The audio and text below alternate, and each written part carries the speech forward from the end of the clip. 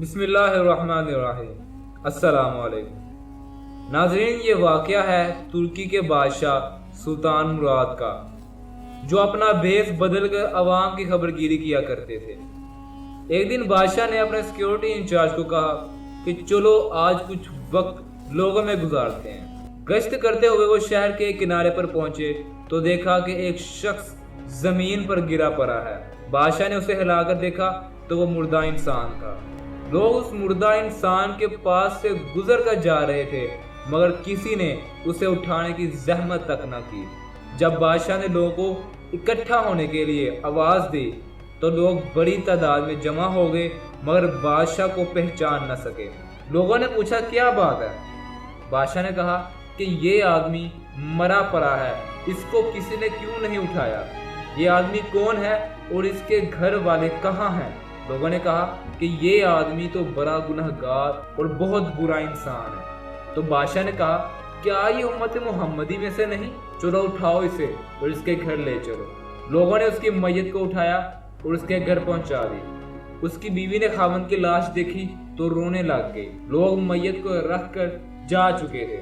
بادشاہ اور اس کا سیکیورٹی انچارج وہیں عورت کا رونا سنتے رہے۔ بیوی روتے ہوئے کہہ رہی تھی، میں گواہی دیتی ہوں، بے شک تو اللہ کا ولی اور نیک انسان تھا۔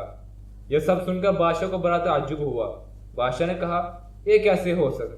لوگ تو اس سے بہت برا اور گناہ گار انسان بول رہے تھے، اور اس شخص کی میت کو ہاتھ لگانے کے لیے تیار نہ تھے، اور تم اسے اللہ کا ولی اور نیک بول رہی ہو۔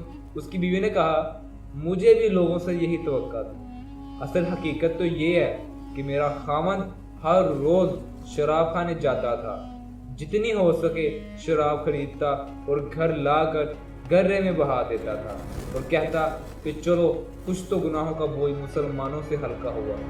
اسی طرح رات کو ایک بوڑھی عورت کے پاس جاتا اور اسے ایک رات کی اجرت دے دیتا تھا اور کہتا کہ اپنا دروازہ بند کر لے، کوئی تیرے پاس نہ آئے۔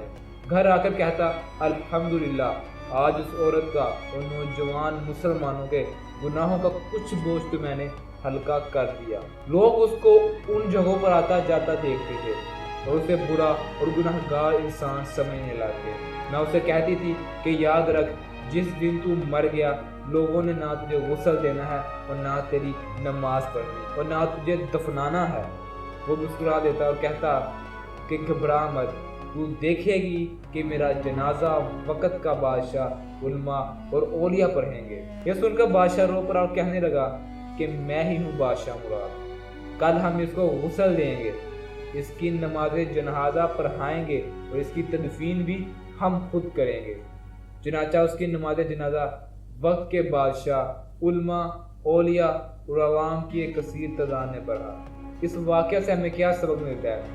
آج ہم بظاہر کچھ دیکھ کر یا محض دوسروں سے سن کر اہم فیصلے کر بیٹھتے ہیں۔ اگر ہم دوسروں کے دلوں کے بھید جان جائیں تو ہماری زبانیں گونگی ہو جائیں۔